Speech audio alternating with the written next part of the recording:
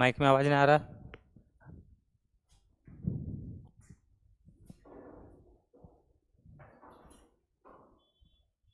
Hello hello.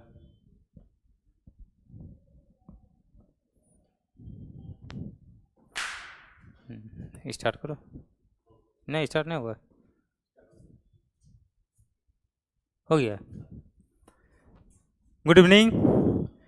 जैसा कि Bihar civil code का एग्ज़ाम हुआ है तो बहुत जल्दीबाजी में नहीं, बहुत हड़बड़बाजी में नहीं, आप लोगों के लिए सटीक क्या आंसर होगा, क्या इसका सही उत्तर होगा और आप लोग अपने में असेसमेंट कर सकते हैं कि आपका क्या मार्क्स आ रहा है। बाकी तो आयोग द्वारा जारी किया ही जाएगा आंसर की, लेकिन फिर भी आप एक मोटा मोटी अंदाज़ा लगा सकते हैं किस क्वेश्चन के आंसर के आधार पे कि आपके मार्क्स कितने आ रहे हैं। तो एक एक प्रश्न का हम लोग देखते चलेंगे कि सही उत्तर उसका क्या होगा।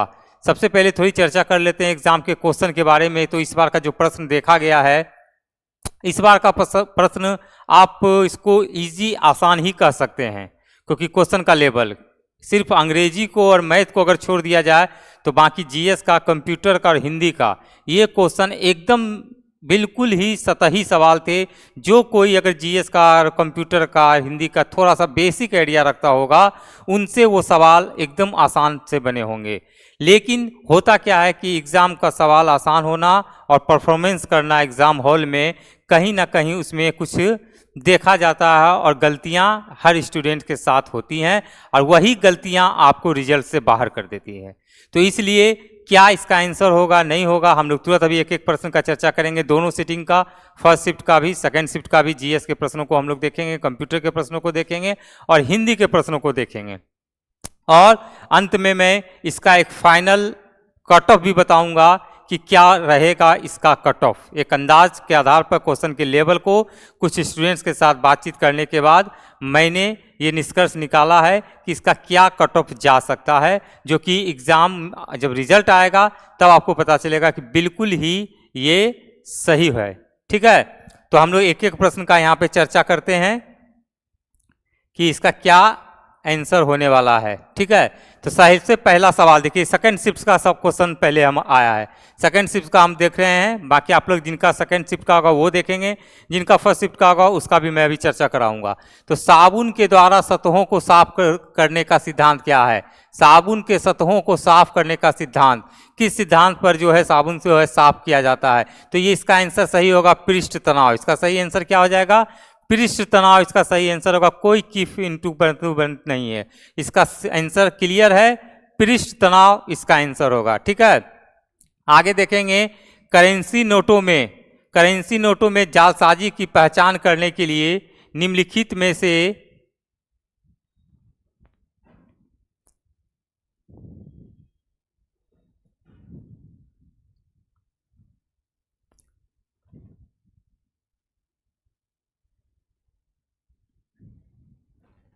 करेंसी नोटों में जालसाजी की पहचान के लिए निम्नलिखित में कौन सी तरंगों का प्रयोग होता है? कौन सी तरंगों का प्रयोग किया जाता है? तो इसमें देखिए पराबैंगनी किरण, इंफ्रारेड, अल्ट्रावायलेट, पराबैंगनी तरंग, अल्ट्रावायलेट रे इसका सही आंसर होगा। ये क्या है? करेंसी नोट में जालसाजी की पहचान के लिए ये पराबैंगनी तरंग का इसका इस्तेमाल किया जाता है। आगे देखेंगे हम लोग, अगला प्रश्न पर देखते हैं।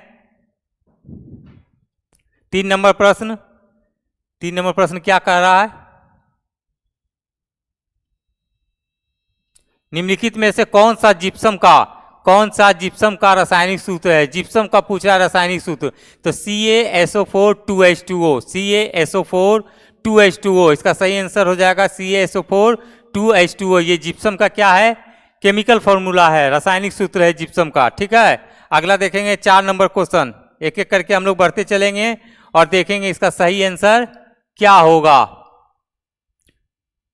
देखिए ये क्या है? अप टू थायराइड ग्रंथि थायरॉक्सिन नामक एक हार्मोन का उत्पादन करती है।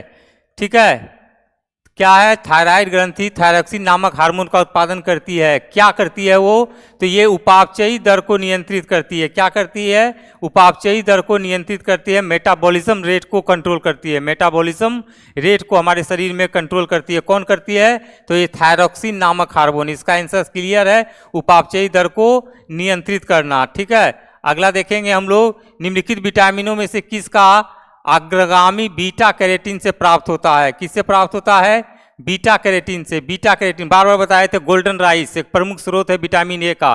गोल्डन राइस, सुनहरा चावल, हम लोग क्लास में भी पढ़ाए थे। देखिए सब सारा सवाल हमारे क्लास से पढ़ाया हुआ आप लोगों को देखने को मिल रहा है। इसलिए बोलते हैं कि जब पढ़ाते हैं तो उसमें विश्वास नहीं होता, लेकिन जब एग्जाम दे के आते हैं तब बोलते हैं कि सर आपका पढ़ाया हुआ एग्जाम में आया था। तो इसलिए जब भी मैं क्लास लूँ या बताऊँ तो सब बातों को सीरियसली तरीके से अच्छे से दिमाग में सेट करना है, ताकि आपका एग्जाम में कोई भी एग्जाम देने जाएं वहाँ पे आपको वो सवाल के रूप में देखने को मिले और वो सवाल आपसे बने। तो इसका क्या आंसर हो जाएगा, विटामिन ए। इसका आंसर सही आंसर क्या हो जाएगा, विटामिन ए। बिल्कुल क्लियर है, कहीं कोई दिक्कत इफ बट नहीं है, एकदम इसका सही आंसर हो जाएगा विटामिन ए। अगला देखते हैं 6 नंबर क्वेश्चन। 6 नंबर क्वेश्चन क्या कह रहा है, 6 नंबर क्वेश्चन में कह रहा है कि यंग बंगाल आंदोलन का प्रवर्तक कौन था। यंग बंगाल आंदोलन कितना बार देखो हम लोग क्लास में बताए थे। यंग बंगाल आंदोलन कलकत्ता में, कहाँ, बंगाल में इसका स्थापना हुआ था, हेनरी विवियन डेरेजियो। कौन किया था, हेनरी विवियन डेरेजियो ने। यंग बंगाल आंदोलन की शुरुआत किसने की थी, हेनरी विवियन डेरेजियो। कहाँ किया था, बंगाल में। कहाँ किया था, बंगाल में किया था। बहुत बार हम बताए हैं क्लास में, ये क्वेश्चन बताए हैं, ठीक है ना। अगला आगे देखते हैं हम लोग, इसका क्या होगा, अगला क्वेश्चन का आंसर क्या होगा। अगला बढ़ते हैं आगे, 7 नंबर बढ़ते हैं, ठीक है। 7 नंबर,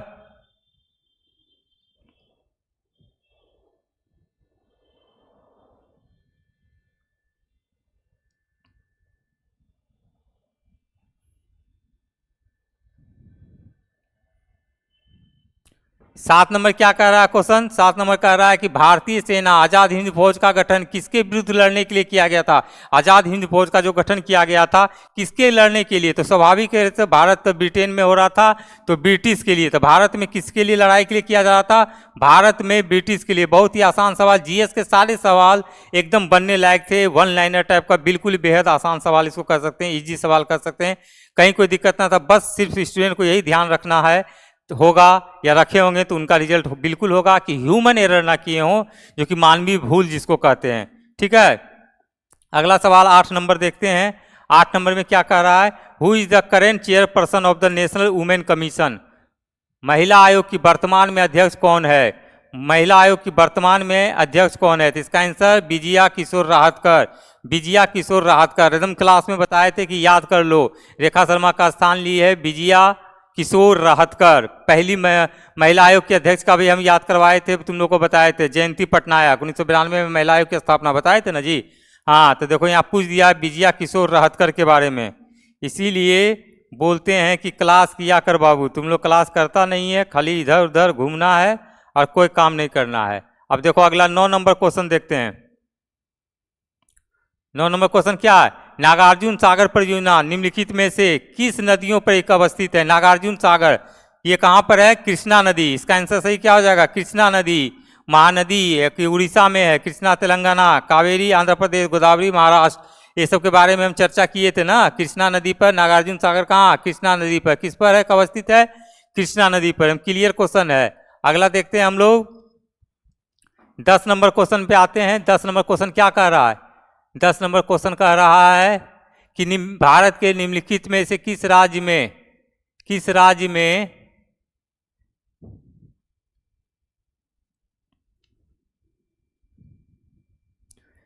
सबसे अधिक लंबी तटरेखा है। किस राज्य में सबसे अधिक क्या है, लंबी तटरेखा। सबसे अधिक तटरेखा किसका है, गुजरात का। और यही अगर पूछ देता तो आपको केंद्र शासित में तो लक्षद्वीप का हो जाएगा, ठीक है। और अगर गुजरात के बाद पूछेगा तो आंध्र प्रदेश, लेकिन यहाँ पूछ रहा सबसे अधिक लंबी तटरेखा, तो इसका आंसर क्या हो जाएगा, गुजरात हो जाएगा, ठीक है। अगला आंसर देखते हैं हम लोग, सब लोग आप लोग आंसर मिला लीजिए किसका क्या आंसर है। अगला है भारत के संविधान के 2 उपबंध जो सर्वाधिक स्पष्ट रूप से न्यायिक पुनरावलोकन की शक्ति को व्यक्त करते हैं, कौन सा है। जुडिशियल रिव्यू ये पूछ रहा है, जुडिशियल रिव्यू को कौन सा व्यक्त करता है। तो सुप्रीम कोर्ट अनुच्छेद 32, हाई कोर्ट 26। तो इसका क्या हो जाएगा आंसर सही, अनुच्छेद 32 और अनुच्छेद 226, अनुच्छेद 32 और अनुच्छेद 226, सही आंसर बी हो जाएगा, अनुच्छेद 32 और अनुच्छेद 226, ये आंसर होगा। ठीक है, आगे देखो 12 नंबर क्वेश्चन क्या कह रहा है, हु अमंग द फॉलोइंग, यानी संसद के किसी भी सदन का सदस्य ना होने पर भी निम्नलिखित में से संसद के दोनों सदनों की बैठक में कौन उपस्थित हो सकता है। तो भारत का महान्यायवादी, भारत का महान्यायवादी बहुत बार बताए हैं, अनुच्छेद 76 के तहत भारत का न्यायवादी भारत का सबसे बड़ा विधि अधिकारी लॉ ऑफिसर होता है। ये अनुच्छेद 76 एक बताए थे, कैग भारत का महान लेखा नियंत्रक एवं परीक्षक आर्टिकल 148, ये सब बताए थे। भारत का उपराष्ट्रपति आर्टिकल 63, आइए सॉलिसिटर जनरल जो इसको सपोर्ट करने के लिए सॉलिसिटर जनरल होता है। तो भारत का महान्यायवादी जो कोई भी सदन का सदस्य नहीं होगा लेकिन वो सदन में बैठ सकता है, किसी भी सदन में, इसके जिक्र अनुच्छेद 76 में है, भारत का महान्यायवादी इसका सही आंसर हो जाएगा।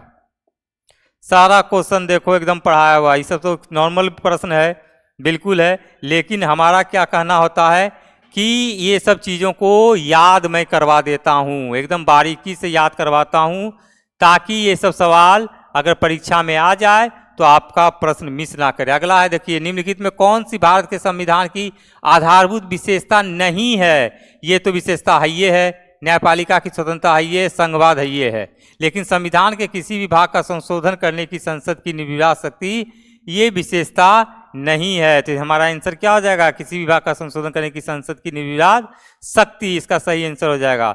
14 नंबर में क्वेश्चन में क्या कह रहा है, इसको भी देख लेते हैं। 14 नंबर में क्या कह रहा है कि 2011 की जनगणना के अनुसार, 2011 की जनगणना के अनुसार किस राज्य में जनसंख्या का घनत्व न्यूनतम है, सबसे कम न्यूनतम घन मात्र 17 व्यक्ति प्रति वर्ग किलोमीटर। इसका आंसर क्या हो जाएगा, अरुणाचल प्रदेश, मात्र 17 व्यक्ति प्रति वर्ग किलोमीटर। और सबसे अधिक की अगर बात की जाएगी तो क्या आंसर हो जाएगा, सबसे अधिक में बिहार का हो जाएगा। बिहार का कितना है, 1106 है, सही आंसर क्या हो जाएगा इसके अनुसार। तो किस राज्य में न्यूनतम पूछ रहा है, तो न्यूनतम अरुणाचल प्रदेश, और सर्वाधिक हो जाएगा कौन सा, सर्वाधिक हो जाएगा बिहार हो जाएगा। ठीक है, आगे बढ़ते हैं 15 नंबर क्वेश्चन में, आगे बढ़ते हैं 15 नंबर क्वेश्चन क्या कह रहा है, 15 नंबर क्वेश्चन कह रहा है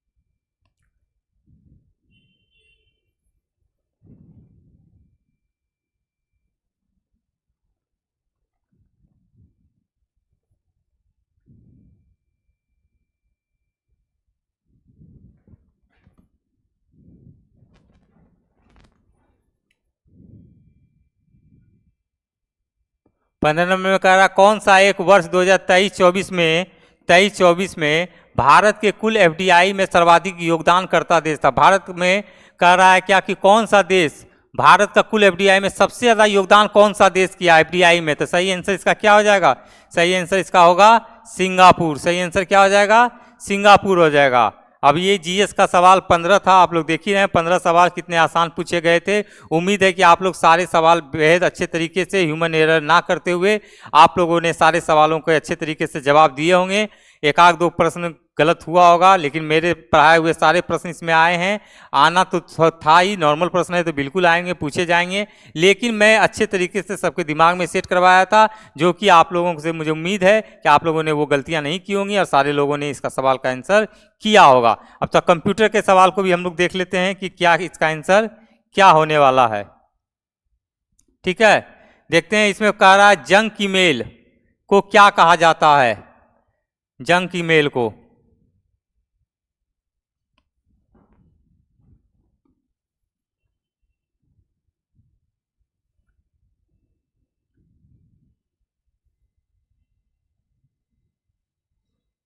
ठीक है, जंक ईमेल को क्या कहा जाता है, जंक ईमेल पूछ रहा था, इसको स्पैम कहा जाता है। कोई भी आपको जंक मेल आपके पास आता है तो ईमेल फोल्डर में स्वतः वो क्या होता है, चला जाता है, स्पैम कहा जाता है। अगला क्वेश्चन देखते हैं 17 नंबर, नेटवर्क या मॉडेम में डाटा स्थानांतरण किसमें मापी जाती है। डाटा जो स्थानांतरण होता है बीट्स प्रति सेकेंड, बीट्स प्रति सेकेंड में ये मापा जाता है। किसमें मापा जाता है, बीट्स प्रति सेकेंड में। नॉर्मल क्वेश्चन, एकदम सिंपल क्वेश्चन कंप्यूटर का भी देखने को मिल रहा है। कंप्यूटर से भी एकदम आसान सवाल पूछा गया है। अगला देखते हैं 18 नंबर। एक वीडियो किससे मिलकर बनता है? एक वीडियो किससे मिलकर बनता है? सही आंसर इसका क्या हो जाएगा? फ्रेम्स। सही आंसर क्या हो जाएगा? फ्रेम्स होगा इसका आंसर। अगला देखते हैं 19 नंबर क्वेश्चन। निम्नलिखित में से कौन सा शब्द संसाधक सॉफ्टवेयर है? सॉफ्टवेयर कह रहा कौन सा है? तो word perfect, Google docs, MS word, इनमें से सभी। तो सही आंसर क्या हो जाएगा? MS word. सही आंसर क्या हो जाएगा? एमएस वर्ड इसका आंसर होगा। अगला देखते हैं 20 नंबर सवाल का क्या होगा आंसर। 20 नंबर का सवाल का आंसर होगा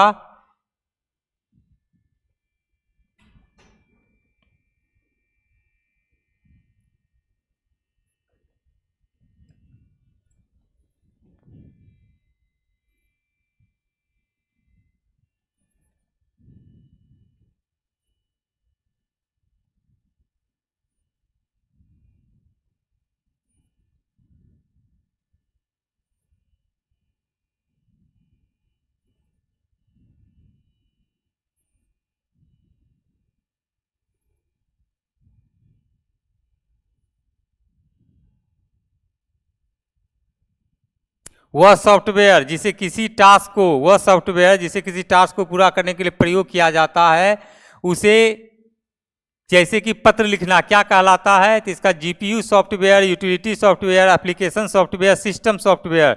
जिसका सही आंसर होगा एप्लीकेशन सॉफ्टवेयर। ठीक है। अगला है कौन सी कंप्यूटर की भाषा नहीं है? कंप्यूटर की भाषा बेसिक है, कोबोल है, फोर्ट्रॉन है। तो इसका सही आंसर क्या हो जाएगा?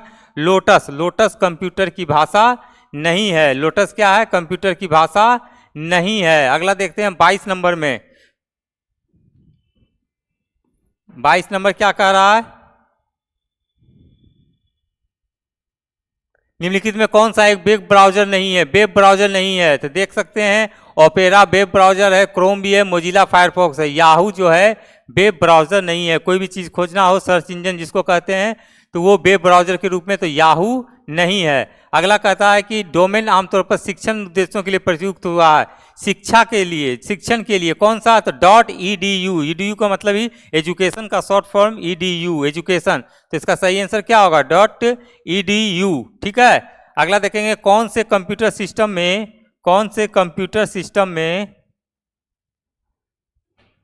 कंप्यूटर के सभी घटकों का प्रबंधन व संचालन तथा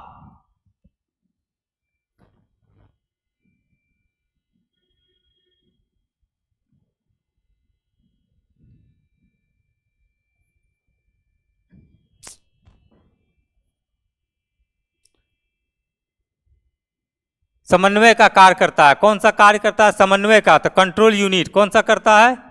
कंट्रोल यूनिट। ठीक है, इसका सही आंसर। अगला है जेपीईजी स्टैंड्स फॉर। जेपीईजी का फुल फॉर्म क्या होता है? जेपीईजी। जेपीईजी का फुल फॉर्म क्या हो जाएगा? Joint photographic expert group. क्या हो जाएगा? Joint photographic expert group, JPEG का फुल फॉर्म। कुछ कंप्यूटर से, जब भी कंप्यूटर से रिलेटेड देखिए सवाल अगर पूछा जाता है तो उसमें आप लोग एब्रीविएशन जो होता है, फुल फॉर्म होता है, शब्द संक्षेप होता है, वो बिल्कुल आप लोग याद करके जाया कीजिए। ऐसे सवाल आपको बिल्कुल देखने को मिलेंगे। ठीक है। अगला हम लोग देखते हैं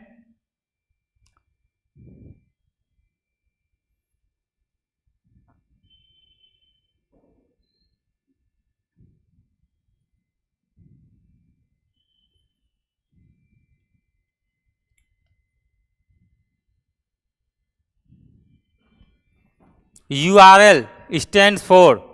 कितना देखिए फिर फुल फॉर्म से पूछ दिया है। यूआरएल स्टैंड्स फॉर क्या कह रहा है? यूआरएल का फुल फॉर्म तो क्या होता है? Uniform resource locator. क्या होता है? यूनिफॉर्म रिसोर्स लोकेटर, यूआरएल का फुल फॉर्म। ठीक है। अगला देखते हैं, अगला प्रश्न क्या कह रहा है? 27 नंबर प्रश्न को देखते हैं। स्प्रेडशीट फाइलें सामान्यतः कितना विस्तार के साथ भंडारित होती है? क्या होता है? तो इसका होगा .xlsx। .xlsx। D number option इसका सही आंसर होगा। ठीक है, डी नंबर ऑप्शन इसका सही होगा। अब हम लोग देखते हैं 29 नंबर क्वेश्चन। 29 नंबर क्वेश्चन क्या कहता है? 29 नंबर क्वेश्चन क्या कह रहा है?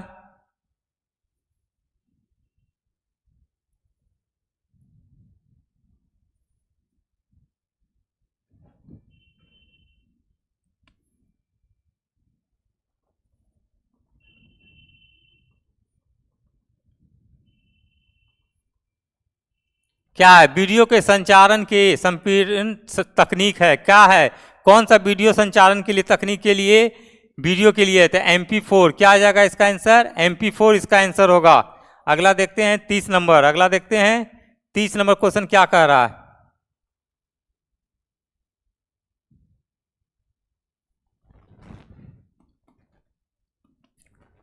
30 नंबर क्या कह रहा है? एक चिप जो सीपीयू में गणितीय और तार्किक निर्देश निष्पादित करती है क्या कहलाती है? क्या कहलाती है? Micro processor. सही आंसर माइक्रो प्रोसेसर। ठीक है, अगला देखते हैं 31 नंबर में क्या कह रहा है। देखिए हिंदी का प्रश्न आ गया। अब हिंदी का, काफी हिंदी का भी सवाल बेहद ही आसान रहा था।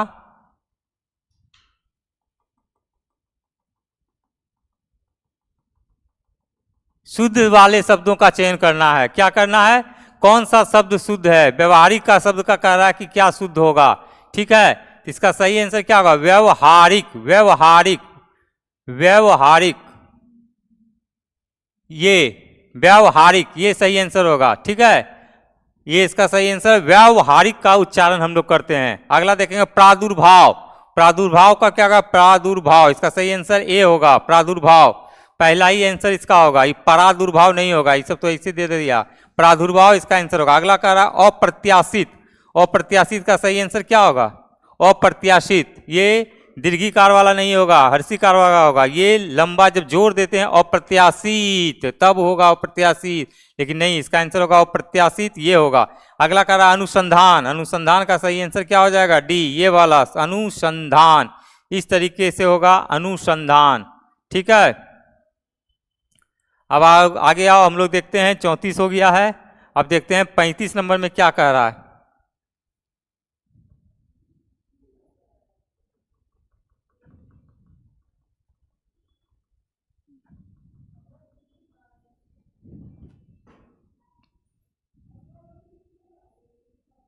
पैंतीस में कह रहा है वही फिर शब्द वर्तनी है, अतिशयोक्ति। अतिशयोक्ति का क्या होगा? अतिशयोक्ति, ये होगा डी नंबर ऑप्शन। अतिशयोक्ति, अतिशयोक्ति डी नंबर वाला होगा। अगला कह रहा है निम्नलिखित शब्दों के समूह में एक दिए गए विकल्पों में से चुने जिसका जन्म ना हुआ हो तो अजन्मा। जो जन्म ही नहीं लिया हो तो क्या होगा? अजन्मा।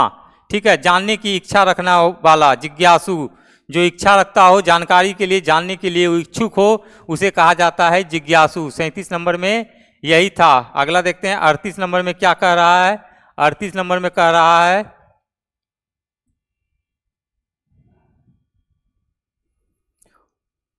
वह वस्तु जो नाशवान हो, वह वस्तु जो नाशवान हो, नाश हो करने वाला, नाशवान का नश्वर। ठीक है, जो किसी का हित चाहता हो, हितैषी। जो किसी का हित चाहता हो क्या हो जाएगा? हितैषी। थोड़ा जाने वाला हो, थोड़ा जो जानकारी रखता हो, अल्पज्ञ। जो बहुत जानकारी ज्ञान रखने वाला हो, ज्ञानी उसको कहा जाता है। थोड़ा जानने वाला को अल्पज्ञ कहा जाता है। ठीक है, अगला देखते हैं 41 नंबर में क्या कह रहा है।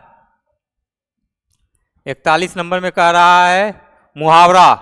हाथ को हाथ ना सूझना का मतलब क्या होता है? हाथ को हाथ ना सूझना माने ये हाथ नहीं दिखना, एकदम घना अंधेरा होना। क्या हो जाना?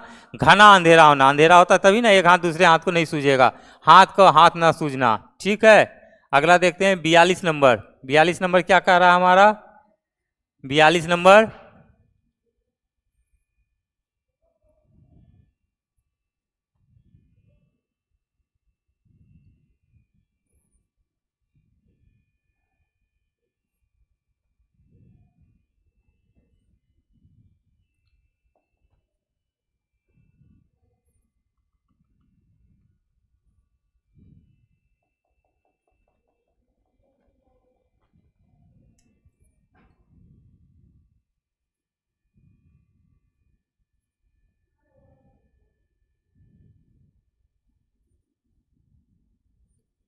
आंखें चुराना का क्या अर्थ होता है? आंखें चुराना यानी कतराना। आंखें चुराना का मतलब क्या हो जाएगा?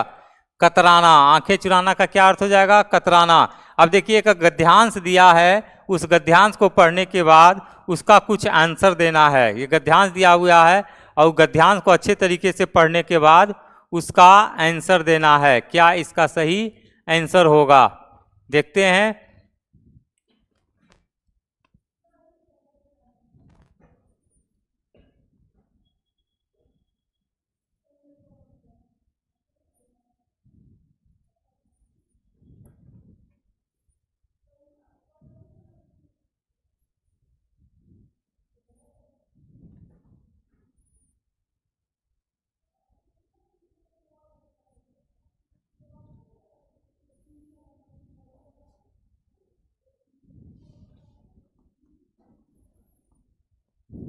क्या आंसर कहता है? पराधीन राष्ट्र खो बैठता है, क्या खो देता है? अपनी समृद्धि। सही आंसर क्या हो जाएगा?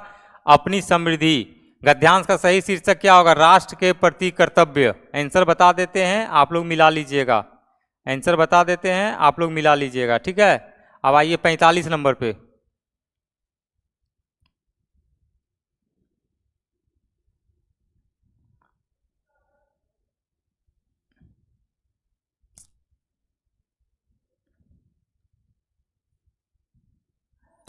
क्या कह रहा है? देश की समृद्धि के लिए, देश की सुख शांति के लिए, देश की भाषा के लिए, देश की महत्ता के लिए। तो सही आंसर इसका क्या हो जाएगा? देश की महत्ता के लिए। देशभक्ति प्रेरित करती है, अनुचित का निवारण करने के लिए, अन्याय हेतु लड़ने के लिए, अनुचित लाभ हेतु लड़ने के लिए, पराधीनता के लिए। तो अन्याय हेतु लड़ने के लिए। अच्छे तरीके से गद्यांश को जब पढ़िएगा तो उसमें सही आंसर होगा अन्याय हेतु लड़ने के लिए। आगे देखते हैं हम लोग क्या कह रहा है। आगे है आपका फिर से निम्नलिखित शब्दों के समानार्थी शब्द का चयन कीजिए। समानार्थी शब्द का चयन कीजिए। क्या है समानार्थी शब्द? देखते हैं।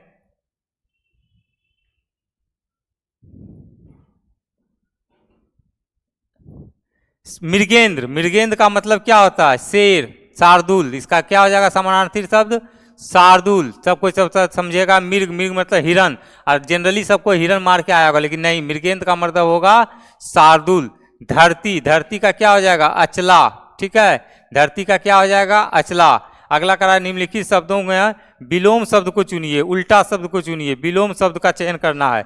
विलोम शब्द क्या हो जाएगा? ऋणात्मक का। ऋणात्मक का क्या होगा? धनात्मक। बिल्कुल सही, ऋणात्मक का धनात्मक। अति का अल्प। अति का क्या हो जाएगा? अल्प हो जाएगा। तो ये हमारा हिंदी का प्रश्न था। अब आगे हम लोग फिर फर्स्ट शिफ्ट का देखते हैं क्वेश्चन। ये सेकंड शिफ्ट का था। अब हम लोग फर्स्ट शिफ्ट का क्वेश्चन देखते हैं, जीएस का, हिंदी का और कंप्यूटर का, कि क्या क्या सवाल पूछा गया है, ठीक है।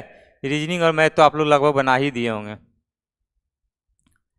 देखिए, परम शून्य तापमान 0 डिग्री केल्विन। 0 डिग्री केल्विन तो सिंपल सा है कि 0 डिग्री केल्विन तो सेल्सियस में -273 डिग्री सेल्सियस क्या हो जाएगा? -273 डिग्री सेल्सियस। उससे नीचे तापमान हो ही नहीं सकता है, ठीक है। -273 डिग्री सेल्सियस 1.15 भी दे देता है, ऐसा नहीं है, लेकिन परफेक्ट अगर पूछा जाता है तो -273 डिग्री सेल्सियस ही इसका सही है। अगला कह रहा है लवण जल। यहाँ लवण जल पहले दे ही दिया है, जिसको कि ब्राइन बोलते हैं। लवण जल किसको बोलते हैं? ब्राइन को। किसका जली विलयन है? Sodium chloride, NaCl। किसका है? NaCl, sodium chloride. इसका आंसर क्या हो जाएगा? NaCl। बिल्कुल आसान प्रश्न, एकदम कहीं कोई कंफ्यूजन वाला प्रश्न नहीं है, सिंपल सा प्रश्न है, एकदम बेसिक प्रश्न है। ऐसे प्रश्न आप लोग बिल्कुल बनाए होंगे, मुझे उम्मीद है। अगला कह रहा ब्लड क्या है? Blood is a type of. रक्त एक प्रकार का क्या है? तो रक्त एक प्रकार का कनेक्टिव टिश्यू है, संयोजी ऊतक है, लिक्विड कनेक्टिव टिश्यू। ये किस तरह का है? लिक्विड। फ्लूइड लिक्विड एक तरह का है, तो ये क्या हो जाएगा? संयोजी ऊतक। यहाँ कनेक्टिव टिश्यू सब हमारा पेशी ऊतक जो कि जुड़ा होता है। हड्डी भी हमारा जो है, शरीर का हड्डी भी जो होता है, बोन्स भी होता है, वो भी कनेक्टिंग टिश्यू है, ठीक है ना। बहुत तरह के कनेक्टिंग टिश्यू होते हैं। तो ये हमारा ब्लड पूछ रहा है, इसमें संयोजी ऊतक, तरल कह सकते हैं, द्रव कह सकते हैं, फ्लूइड कह सकते हैं, लिक्विड कह सकते हैं, ठीक है। अगला सवाल देखते हैं हम लोग, 25 नंबर सवाल देखते हैं। 25 नंबर सवाल क्या कह रहा है?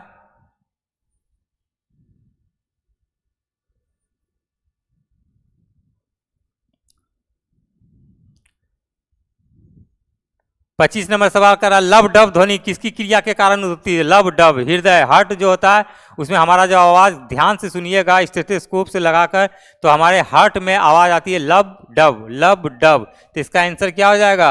इसका सही आंसर हो जाएगा हार्ट हो जाएगा। इसका सही आंसर क्या हो जाएगा? हार्ट। इसका आंसर सही हृदय हो जाएगा, हार्ट, हृदय, ठीक है। आगे चलते हैं 26 नंबर क्वेश्चन पर। आगे चलते हैं 26 नंबर क्वेश्चन में क्या था, ठीक है। 26 नंबर क्वेश्चन कह रहा है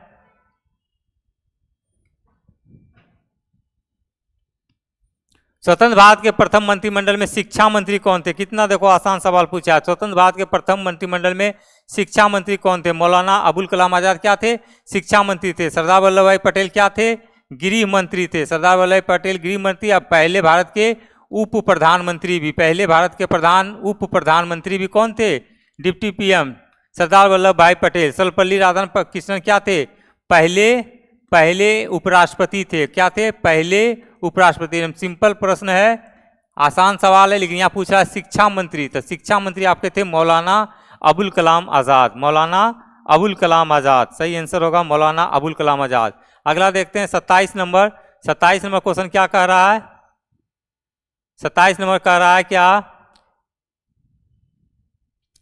कि 1866 में दादा भाई नौरोजी द्वारा लंदन में निम्नलिखित में से कौन सा संघ की स्थापना की गई थी? कौन सा संघ की स्थापना की गई थी? तो ठीक है, इसका सही आंसर हो जाएगा द ब्रिटिश इंडिया एसोसिएशन। क्या हो जाएगा? British India association.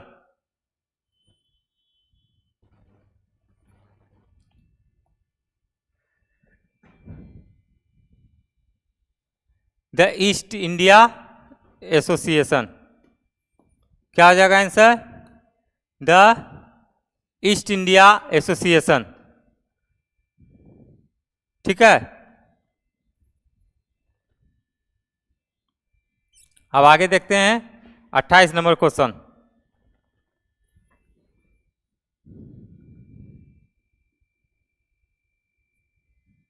वर्तमान में कह रहा कि संयुक्त राष्ट्र संघ के महासचिव कौन है? संयुक्त राष्ट्र संघ के महासचिव कौन है?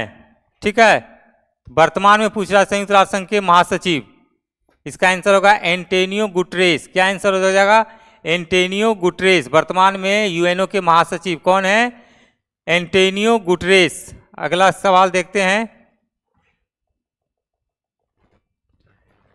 क्या कह रहा है? जलेपला दर्रा कहाँ स्थित है? जलेपला दर्रा कहाँ स्थित है? जलेपला दर्रा कहाँ हो जाएगा? जलेपला दर्रा ये आपको सिक्किम में, नाथुला और जलेपला कहाँ है? सिक्किम में है। जलेपला और नाथुला दोनों कहाँ है? सिक्किम में। जलेपला और नाथुला दर्रा बहुत फेमस है, ये दोनों कहाँ है? सिक्किम में। और कश्मीर हिमालय और पंजाब हिमालय ये दोनों आपको कहाँ है? जम्मू कश्मीर। जम्मू कश्मीर। ठीक है, कुमाऊं हिमालय कहाँ है? उत्तराखंड। ये कहाँ है? उत्तराखंड में। ठीक है, तो यहाँ पूछ रहा है हमारा जलेपला, तो जलेपला का आंसर सही क्या हो जाएगा? Sikkim Himalaya. Sikkim Himalaya is the right answer. ठीक है, अब आगे बढ़ते हैं 29। 30 नंबर क्वेश्चन क्या कह रहा है? 30 नंबर क्वेश्चन कह रहा है निम्नलिखित में कौन सा एक भारत का प्रवाल द्वीप समूह है? प्रवाल द्वीप समूह भारत का, तो ये लक्षद्वीप हो जाएगा। प्रवाल द्वीप। अंडमान और निकोबार ये दोनों हिमालय से, समुद्र से उत्पन्न द्वीप है। समुद्र से उत्पन्न द्वीप है अंडमान निकोबार, लेकिन ये कह रहा प्रवाल द्वीप समूह, तो सही आंसर इसका क्या हो जाएगा? लक्षद्वीप। बैरन एक क्या है? ज्वालामुखी है। बैरन एक क्या है? ज्वालामुखी है, लेकिन यहाँ कह रहा प्रवाल द्वीप, तो इसका आंसर सही हो जाएगा लक्षद्वीप। इसका सही आंसर क्या हो जाएगा?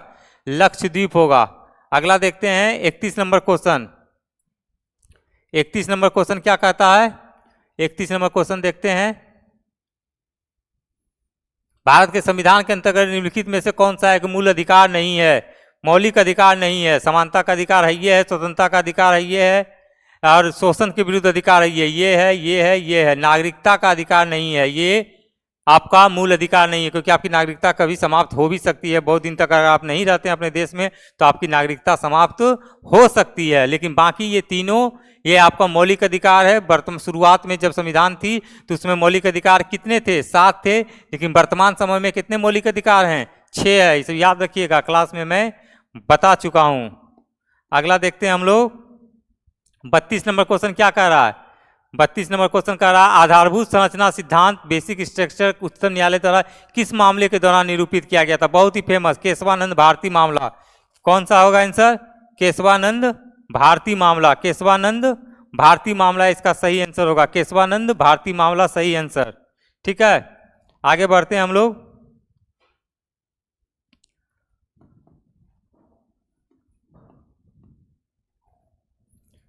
तैंतीस नंबर क्वेश्चन क्या है? इनमें से भारत के संविधान के प्रारूप समिति का सदस्य नहीं था। ड्राफ्टिंग कमेटी का पूछ रहा है सदस्य कौन नहीं थे? तो ड्राफ्टिंग कमेटी के तो अंबेडकर साहब क्या थे? ये तो अध्यक्ष ही थे। बाकी और 6 आपको इसके मेंबर थे। के.एम. मुंशी भी मेंबर थे, कृष्णा स्वामी अय्यर भी थे। महात्मा गांधी इसके ड्राफ्टिंग कमेटी के मेंबर नहीं थे। एम.के. गांधी कहने का मतलब मोहनदास करमचंद गांधी यानी महात्मा गांधी। तो इसका आंसर सही क्या हो जाएगा? एम.के. गांधी। ये हो जाएगा सही आंसर। क्या हो जाएगा? MK. Gandhi is the right answer.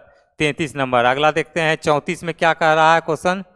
34 number question कह रहा है निम्नलिखित में कौन सा एक आसियान का सदस्य नहीं है। आसियान का सदस्य पूछ रहा है, तो देखो आसियान का सदस्य कंबोडिया है, लाओस है, म्यांमार है, लेकिन ताइवान क्या है, आसियान का सदस्य नहीं है। आसियान का मुख्यालय कहाँ है, जकार्ता। आसियान का मुख्यालय कहाँ है, जकार्ता है। 10 इसके सदस्य देश थे और वर्तमान में इसके कितने सदस्य देश हो गए, 11 सदस्य देश हो गए, जो कि बना है 11वां कौन सा बना है, पूर्वी तिमोर। पूर्वी तिमोर ये इसके नए बने हैं सदस्य। तो पहले 10 था, अब कितना हो गया, 11 सदस्य हो गया। इसका मुख्यालय कहाँ है, जकार्ता। तो इसका ताइवान क्या है, इसका सदस्य देश नहीं है।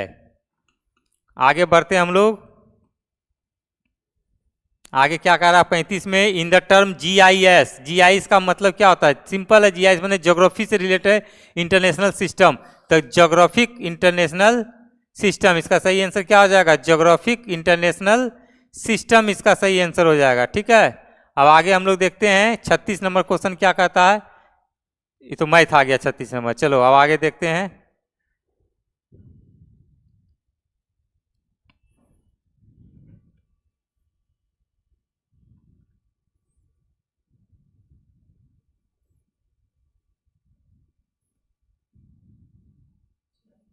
छियालीस नंबर कंप्यूटर का सवाल देखते हैं। क्या कह रहा है 46 नंबर क्वेश्चन, कंप्यूटर को क्या करना है यह बताने के लिए दिए जाने क्रमवार के समूह को सेट को क्या कहा जाता है। तो इसका सही आंसर क्या हो जाएगा, प्रोग्राम। सही आंसर क्या हो जाएगा, प्रोग्राम इसका सही आंसर होगा। अगला देखते हैं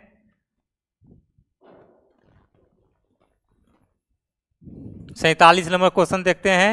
प्रथम पीढ़ी के कंप्यूटर में मुख्य रूप से इलेक्ट्रॉनिक घटक प्रयुक्त होते थे। क्या होता था, चुंबकीय ड्रम, ट्रांजिस्टर, निर्वात ट्यूब, आईसी। तो इसका सही आंसर होगा निर्वात ट्यूब। सही आंसर क्या हो जाएगा, निर्वात ट्यूब इसका सही आंसर हो जाएगा। अगला देखेंगे 48 नंबर क्वेश्चन। 48 नंबर क्वेश्चन क्या कह रहा है, 48 नंबर क्वेश्चन क्या कह रहा है, निम्नलिखित में से किसके द्वारा एक स्रोत प्रोग्राम सीधे EXE फाइल में परिवर्तित होता है। EXE फाइल में सीधे क्या प्रयुक्त होता है, कंपाइलर, इंटरप्रेटर, असेंबल, लिंकार। इसका सही आंसर क्या हो जाएगा, असेंबल। सही आंसर क्या हो जाएगा, असेंबल इसका सही आंसर हो जाएगा। अगला देखेंगे फाइल के अदला बदली करने हेतु इंटरनेट पर सामान्यतः किस प्रोटोकॉल का प्रयोग किया जाता है, किस प्रोटोकॉल का प्रयोग किया जाता है। तो क्या हो जाएगा, FTP, जिसको बोलते हैं फाइल ट्रांसफर प्रोटोकॉल। क्या है, FTP फाइल ट्रांसफर प्रोटोकॉल, ये इसका सही आंसर होगा। आगे देखते हैं 50 नंबर का क्या आंसर होगा। 50 नंबर का देखिए, एक दस्तावेज में हाइपरलिंक डालने के लिए निम्नलिखित से किस कमांड का प्रयोग किया जाता है। कोई भी दस्तावेज डॉक्यूमेंट्स आपका है तो उस पर हाइपरलिंक डालने के लिए किस कमांड का प्रयोग किया जाता है, किस कमांड का, Ctrl+K। क्या आंसर हो जाएगा, Ctrl+K, याद रखिएगा। ठीक है, अगला देखेंगे 51 नंबर क्या कह रहा है क्वेश्चन। मेमोरी का वह प्रकार जो तीव्र है और अस्थायी रूप से त्वरित वांछित आंकड़ों को संग्रहित करता है। मैंने तुरंत क्या करता है, आंकड़ा को संग्रहित स्टोरेज करने का कार्य करता है, और अस्थायी रूप से और तीव्र सबसे फास्ट क्या हो जाएगा,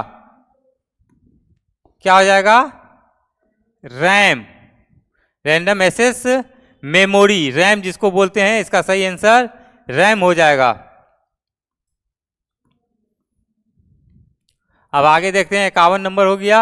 अब देखते हैं अगला क्वेश्चन क्या कह रहा है। 52, एक वेब पेज मुख्यतः किस भाषा में लिखा जाता है, किस भाषा में लिखा जाता है, HTML। कौन भाषा में, HTML में वेब पेज मुख्यतः इसी में लिखा जाता है, HTML में। ठीक है, अगला देखेंगे 53 नंबर क्वेश्चन क्या कहता है। 53 नंबर, हर वेब पेज के साथ एक पता जुड़ा होता है, इस पते को क्या कहते हैं, इस पते को कहते हैं URL। इस पते को क्या कहा जाता है, URL कहा जाता है। ठीक है, बहुत सुंदर, एकदम आसान सब सवाल कंप्यूटर से भी पूछा है जी, एकदम आसान सब सवाल। ईमेल भेजने के लिए लोकप्रिय प्रोटोकॉल क्या है, ईमेल भेजने के लिए लोकप्रिय प्रोटोकॉल SMTP। क्या है, SMTP, ये इसका एक लोकप्रिय प्रोटोकॉल है ईमेल भेजने के लिए सिर्फ। ठीक है, अगला देखते हैं सवाल 55 नंबर, मैक एड्रेस जिसको बोलते हैं कितने बिट्स का होता है, मैक एड्रेस कितने बिट्स का होता है, 48। कितने बिट्स का होता है, 48 बिट्स का होता है मैक एड्रेस। कितने बिट्स का होता है, 48 बिट्स का होता है। अगला देखेंगे 56 नंबर क्वेश्चन। 56 नंबर क्वेश्चन देखिए क्या कह रहा है, और अस्थायी भंडारण क्षेत्र जो उपकरणों के बीच डेटा दर और डेटा प्रभाव के अंतर की भरपाई करता है उसको क्या कहते हैं, डेटा का अंतर जो करता है उसको क्या कहते हैं, बफर कहते हैं। क्या कहते हैं, बफर कहा जाता है। अगला देखिए, पिछला बताए थे क्वेश्चन में, उसका फिर से क्वेश्चन आ गया, एफटीपी का मतलब क्या होता है। पहले ही बताए थे। देखिए कंप्यूटर से अगर सवाल परीक्षा में पूछे जाते हैं तो पूरी संभावना होती है कि फुल फॉर्म सब समझे एब्रीविएशन से सवाल बिल्कुल पूछा ही जाएगा। इसलिए जितना भी कंप्यूटर से रिलेटेड फुल फॉर्म है उसको और पढ़ना है। और ध्यान रखिएगा, अभी देखिए ये पीटी का क्वेश्चन था, मैं बता देता हूं कि मेंस में जब इसका रिजल्ट आएगा तो मेंस में आप लोगों को देना है एग्जाम, तो उसमें लिखना होगा जीएस कंप्यूटर से सवाल जो होंगे ना तो उसको हैंड रिटेन करना है। तो उसमें भी अभी ही बता देता हूं कि आप जितना भी कंप्यूटर से रिलेटेड एब्रीविएशन है कि निश्चित रूप से इसको अनिवार्य रूप 100% नहीं 1000% मान लीजिए कि आपको एब्रीविएशन से सवाल बिल्कुल रहेगा, बिल्कुल पूछा जाएगा। इसीलिए कम से कम 5 सवाल, इसलिए बिल्कुल आपको याद कर लेना है, अभी से ही कर लीजिए जिनका लग रहा है कि एग्जाम हमारा होने वाला है। ठीक है, आप देखिए एफटीपी का मतलब क्या होगा, फाइल ट्रांसफर प्रोटोकॉल। कहाँ गया, फाइल ट्रांसफर प्रोटोकॉल, इसका आंसर होगा फाइल ट्रांसफर प्रोटोकॉल। एफटीपी का मतलब 57 नंबर। अब देखते हैं 58 नंबर में, ऑल डिलीटेड फाइल कहाँ जाता है, सभी डिलीट किए हुए फाइल कहाँ जाती है, सभी डिलीट की हुई फाइल कहाँ जाती है, रिसाइकिल बिन में। एकदम आसान है, रिसाइकिल बिन, बच्चा भी जाकर खोज के निकाल लेता है। डिलीट भी कर दीजिए तो रिसाइकिल बिन से फिर क्या होता है, रिस्टोर हो जाता है। तो रिसाइकिल बिन में सभी डिलीटेड की हुई फाइल हमारी स्वतः चली जाती है। अब 59 नंबर में क्या कह रहा है प्रभु, उसको भी देख लेते हैं कि निम्नलिखित में कौन ऑपरेटिंग सिस्टम नहीं है, ऑपरेटिंग सिस्टम कौन सा नहीं है। तो इसका आंसर क्या हो जाएगा, एमएस ऑफिस। ये क्या है, ऑपरेटिंग सिस्टम नहीं है, सॉफ्टवेयर सिस्टम है एमएस ऑफिस। ठीक है, आगे देखते हैं 59 नंबर हो गया। 60 नंबर देखते हैं, एक ओपन विंडो से दूसरे ओपन विंडो में स्विच करने की प्रक्रिया क्या कहलाती है, स्विच करने की प्रक्रिया, एक विंडो में है उससे आपको दूसरे विंडो में जाना है तो वो स्विच करने की प्रक्रिया क्या कहलाती है, टास्क स्विचिंग। क्या कहलाती है, टास्क स्विचिंग। इतना सवाल कंप्यूटर से था, बेहद आसान सवाल जीएस के भी देखने को मिले, कंप्यूटर को भी। अब तो हिंदी का भी देख लेते हैं, हिंदी का तो और भी उससे आसान सवाल है। नॉर्मल बोलचाल की भाषा, खासकर बिहारी वासियों को और बिहार के क्षेत्र के लोगों का हिंदी काफ़ी अच्छा माना जाता है। भले ही बोलचाल की भाषा में वो ठेठ भाषा का इस्तेमाल करते हैं, लेकिन जहाँ तक उसके लैंग्वेज का जानकारी की बात हो तो हिंदी का जानकारी उसकी, उन लोगों की हिंदी की जानकारी काफ़ी अच्छी होती है। देखिए क्या कह रहा है कि शुद्ध बर्तनी वाले शब्द को पहचानिए। कौन सा शब्द सब सही है, विश्लेषण। विश्लेषण सही आंसर क्या हो जाएगा, ये हो जाएगा सी नंबर, विश्लेषण। अगला कह रहा है संश्लेषण, पहला होगा संश्लेषण, तुरंत पूछ दिया विश्लेषण, इस बार संश्लेषण। अगला कह रहा है साहित्यिक, साहित्यिक का आंसर क्या होगा, डी नंबर वाला साहित्यिक सही है, साहित्यिक डी नंबर वाला होगा। बहिष्कार, तो बहिष्कार नहीं होता, बहिष्कार होता है, बहिष्कार करना, तो ये 4 नंबर डी नंबर ऑप्शन होगा। तिलांजलि, तिलांजलि का क्या होगा आंसर, तिलांजलि, तिलांजलि ये सी, तिलांजलि ये होगा तिलांजलि का सही आंसर, तिलांजलि। अगला देखेंगे 66 नंबर,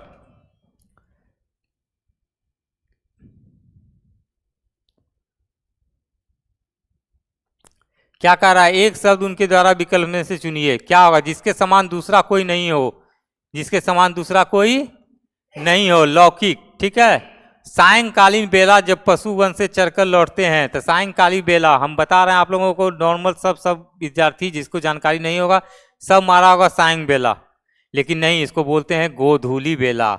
गोधूली बेला, सायंकालीन बेला जब पशु वन से चरकर लौटकर घर आते हैं तब।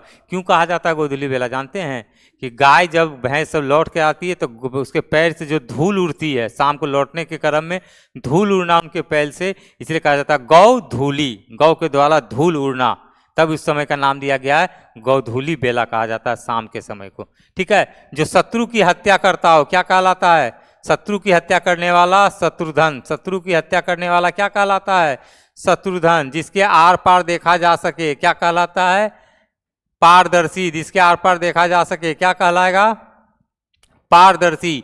आयु में बड़ा व्यक्ति ज्येष्ठ, आयु में छोटा व्यक्ति कनिष्ठ, आयु में बड़ा व्यक्ति क्या कहलाएगा, ज्येष्ठ, और आयु में छोटा व्यक्ति क्या कहलाता है, कनिष्ठ। एकदम याद रखिएगा। ठीक है, अगला देखेंगे क्या कर रहा, मुहावरा कर रहा है, तलवार की धार पर चलना। बाप रे, कहता नहीं तुम तो एकदम तलवार की धार पर चल रहे हो जी, एकदम तलवार की धार पर उन्हें कठिन कार्य करना। क्या करना, कठिन कार्य करना। देखते हो कह रहा है कि तुम तो एकदम तलवार के नोक पर काम कर रहे हो, धार पर काम कर रहे हो। हाथ का मैल है, ये तो मेरे लिए हाथ का मैल है, ये काम करना मेरे लिए एकदम हाथ का मैल है। हाथ का मैल कहने का मतलब क्या होता है, एकदम तुच्छ काम, छोटा काम, कोई भी क्या है, तुच्छ वस्तु या तुच्छ काम, ठीक है, कीमती नहीं होगा, महंगा नहीं होगा, भारी नहीं होगा, एकदम तुच्छ काम, छोटा काम। अगला देखते हैं, 72 हो गया। देखिए ये आपका है, गद्यांश पढ़ना है और उसका सटीक देना है शीर्षक। क्या देना है, सटीक शीर्षक देना है।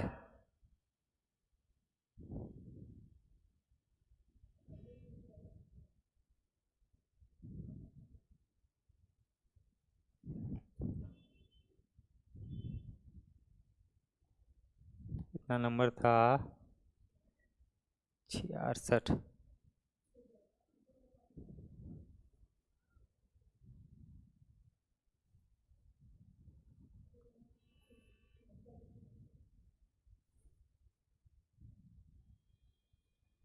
देखो हाँ, गद्यांश का सही शीर्षक, इसका हम आंसर बताते हैं। तुम लोग गद्यांश 2-3 बार अगर पढ़ के बनाओगे बिल्कुल आसान से बन जाएगा। इसका सही आंसर होगा असंतोष। पूरे संतोष के और संतोष के बारे में जिक्र किया गया है।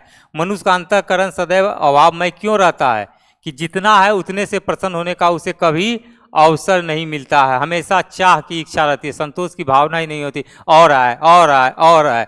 वही उस गद्यांश के बारे में कहा जा रहा है। अच्छे से पढ़िएगा तो आपको पता चलेगा, ठीक है। मैं आंसर बता देता हूं क्या इसका सही आंसर होगा। 75 में देखते हैं क्या हो जाएगा। 75 में हो जाएगा, सात्विक जीवन का अंग किसे कहा जाता है। सात्विक जीवन का अंग किसे कहा जाता है, संतोष को कहा जाता है, ठीक है। आपके पास संतोष है तो समझिए आप सात्विक जीवन जी रहे हैं, कोई लोभ और धन लाभ का कोई अपेक्षा नहीं। असंतोष किस प्रकार का दुख मांगा गया है, तो असंतोष माना गया है अभाव कल्पना से उत्पन्न दुख माना गया। किससे माना गया, अभाव कल्पना से उत्पन्न दुख, मैंने कि अपना कल्पना कर रहा है और उसका अभाव है कि हमको ये चीज़ नहीं है, हमको वो चीज़ नहीं है, तो वही है अभाव कल्पना से उत्पन्न जो दुख होता है, वही इस गद्यांश का मूल भाव कहा जा रहा है, ठीक है। आगे देखते हैं कौन सा है। 77 नंबर में क्या कह रहा है, समानार्थी मिलता जुलता शब्द कह रहा है। समानार्थी शब्द का चयन कीजिए। तो अनिल का मतलब क्या कह रहा है, किसका मतलब, अनिल का, ठीक है।